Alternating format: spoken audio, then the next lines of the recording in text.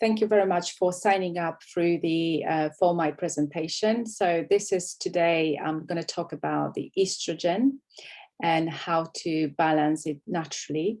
And if you have any questions, do let me know, and happy to answer on this. I'm a health coach, holistic certified health and life coach, and I really help people to implement the lifestyle changes so that they can live happy and healthy life. I do not diagnose, however, I can work with you if you already have some diagnosis to, for example, tailor your meal plans to your specific condition, and then we can work together to make sure that you make sustainable changes in your life. So who I am and a little bit of story about mine. So I'm a mum, I'm a wife, I'm type 1 diabetic, and I have made my changes into my lifestyle over now 2 years ago, and sort of led me to sign up with College of Naturopathic Medicine in London, where I was trained as a vegan natural chef. And later on, I took on the health coach role and developed a career in that. So because I've noticed that it's not only about the information, but how we take it and how we implement this in our life. And I absolutely love plant-based food. I'm a vegan chef as well. And obviously have my business as well. Now, yesterday was my birthday, yes, 43rd birthday yesterday, and I'm very passionate about helping women over 40 to really live beautiful, healthy life, because there are a lot of changes coming into our body and ourselves, and we can be stressed in our jobs.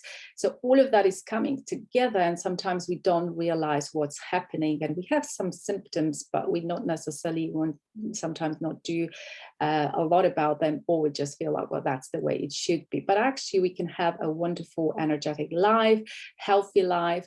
But some of the symptoms we may start experiencing more than before. So we have potentially may have mood swings and fatigue. Sometimes we suffer with the thinning hair, or generally skin problems. We have potentially some drier skin, lower libido, also weight. It seems to be quite a few ladies coming to me like they can't lose weight no matter what they do, especially around our middle section. And I will be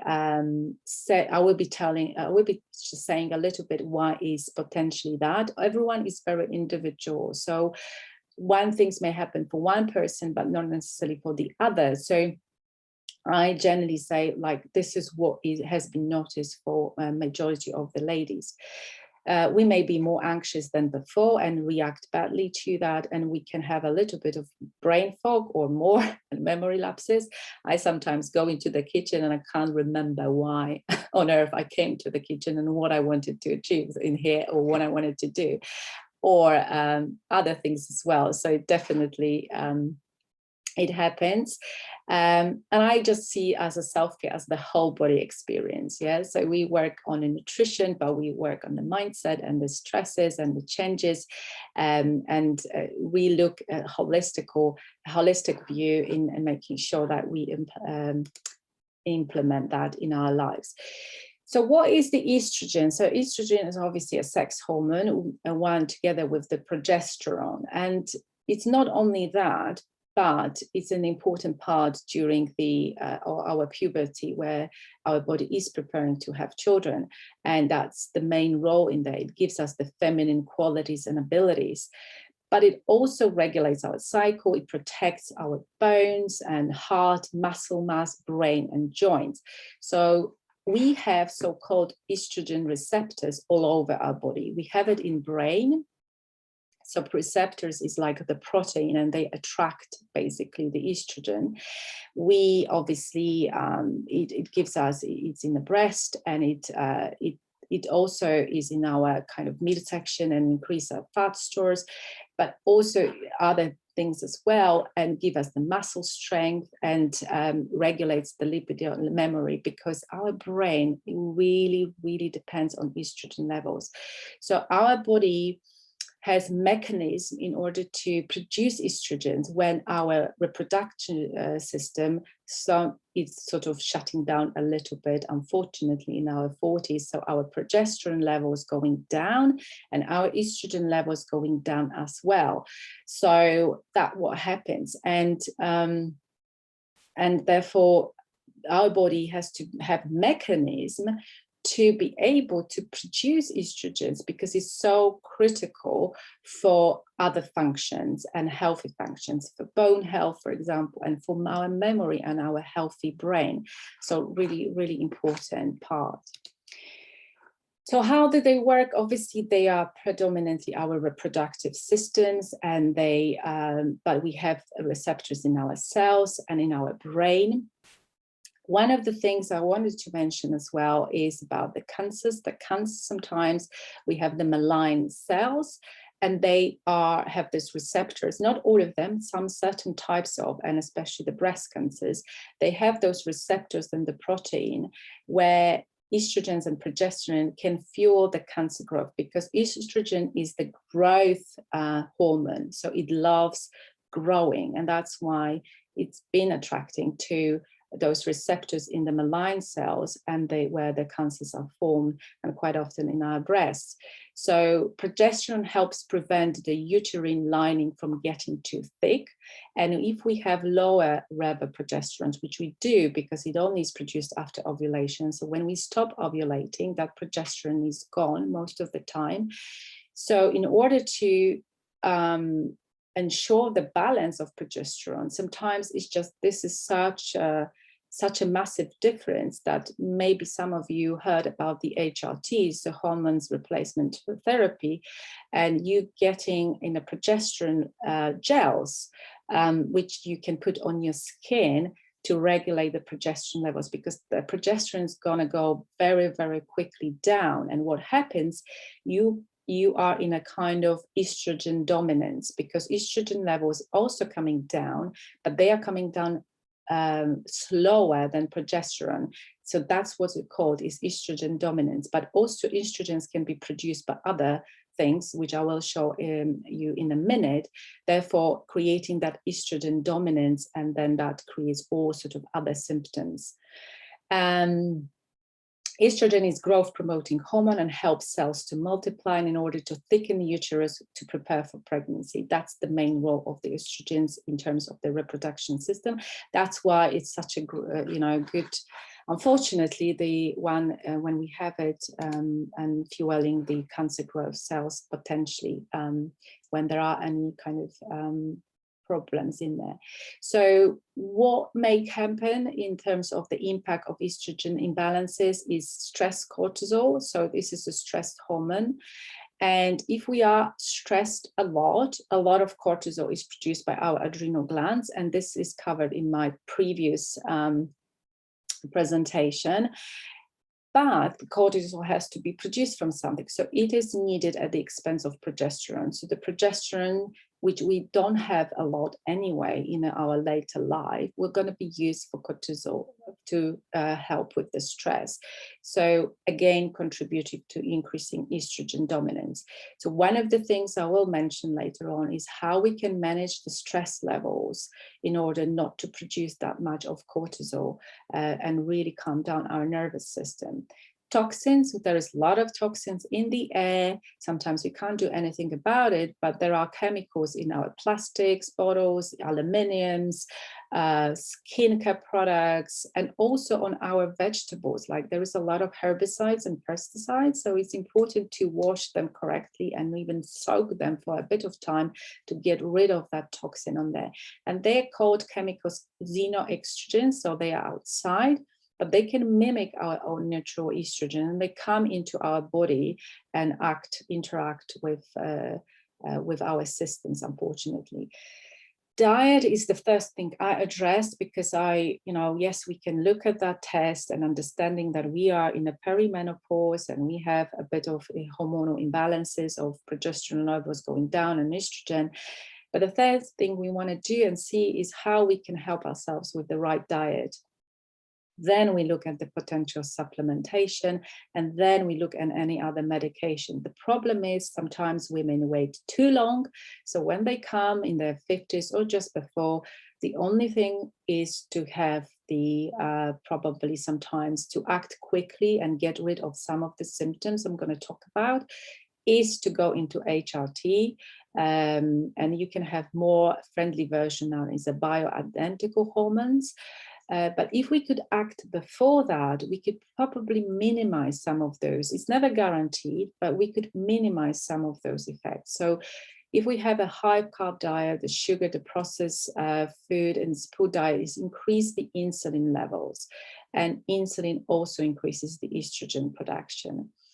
Extra weight, and I will talk a little bit about that, but there is a lot of, obviously ladies, and they come and so I want to lose some fat from my middle section, but I can't do it. This is where in our midlife, this is what happens is like our fat cells will accumulate in our midsection because that's the lovely place to be. And this is where what happens is that fat cells cause estrogen levels to rise, because our fat cells, especially in the middle section, do produce the estrogens as well.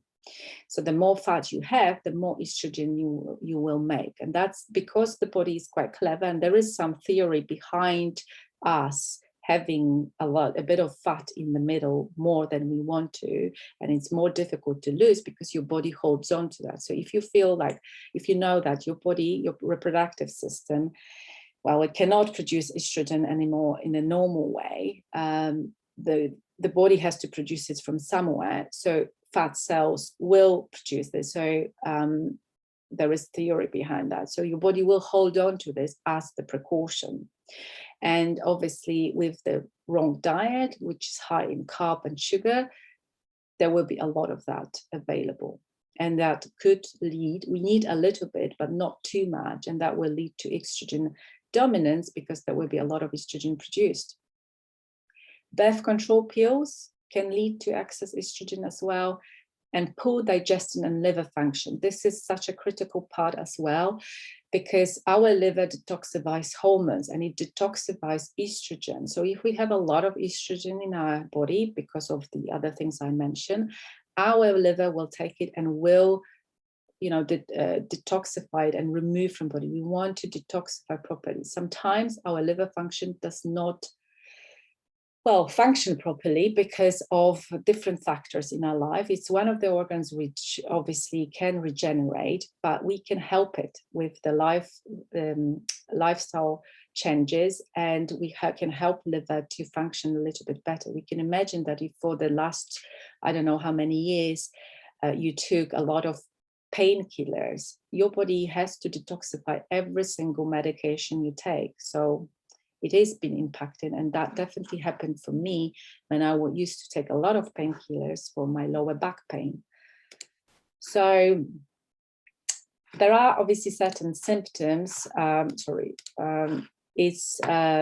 in what can happen. So in a low estrogen, it could happen hot flashes and night sweats. So that disturbs the temperature control center of the brain. And that unfortunately is made worse by anxiety, smoking, caffeine, and alcohol. Dryness. So a lot of women complain about the skin, dry skin. That could be the sign of low estrogen. Mood swing, crankiness, weight gain. That's what I've mentioned before about our fat stores will take the function of producing estrogen, and once your ovarian function is shut down, so your body will have a tendency to hold on your fat to the fat stores, especially around your midsection. Insomnia, memory loss, brain fog, low libido, irregular periods, and joint pain and bone loss. Then high estrogen. Then you potentially may have PMS, more painful cramps, breast tenderness, bloating, water retention, headaches, and fibroid cysts, endometriosis, and PCOS as well. Now you can test for estrogen levels. Quite often we don't go testing unless we have all these symptoms like fatigue, weight gain, anxiety, depression, a lot of painful periods and breast tenderness. We want to know what's going on. So there is some standard testing available on NHS, and then they normally would say that they probably just confirm that you are in the peri-menopause because your reproductive hormones are going down. They not necessarily tell you what you can do about this. Potentially they may offer HRT if possible, but alternative is the dried urine test that confirms hormones levels and how they actually perform, because you want to know how they respond to certain life factors over a certain period of time rather than have it at a certain point. So you want to know how they respond to stress maybe, and like, so I think the dry urine test is what happens is just over a certain period of time. So there are things you can do for yourself and to minimize some of those symptoms, and there is a research behind that. It's all based on the research that you know, a lot of cruciferous vegetables like cabbage, cauliflower, watercress, kale, all of that can help with liver and detoxification of estrogen. Broccoli is such a good food, and also rocket. So if you eat spinach, change it for rocket. It's far better in this stage of life. I mentioned about the sugar, really low carb, or I call it really right carb, because low carb, a lot of people would just cut down everything they can, which is sort of associated with carbs, but we need carbs for good energy. We just need to choose right. So brown rice, brown pastas, all of that are really good. So if you're listening, if you have any questions, put them into the chat. I will be happy to answer anything, or let me know in the comments, you know, if you have any things you just want to a bit of a help with. So whole grains, one of the things we need to make sure, and a lot of and the research shows that, you know, on average, we don't have enough fiber in our diet. We should be consuming around 35 grams of fiber every day. We don't even reach that sometimes, and we need that for detoxification. We need to be pooping properly in order to get rid of the toxin and that extra estrogen as well. We don't want to sit it in our body for too long. We want to make sure that everything is moving smoothly, and the fiber helps with that. Probiotic food to improve our gut health and generally our health, and it's good. It also, there is a strong research of the gut and brain connection, so that mental health is going to be improved as well if you eat well and we have a good balance of the good bacteria.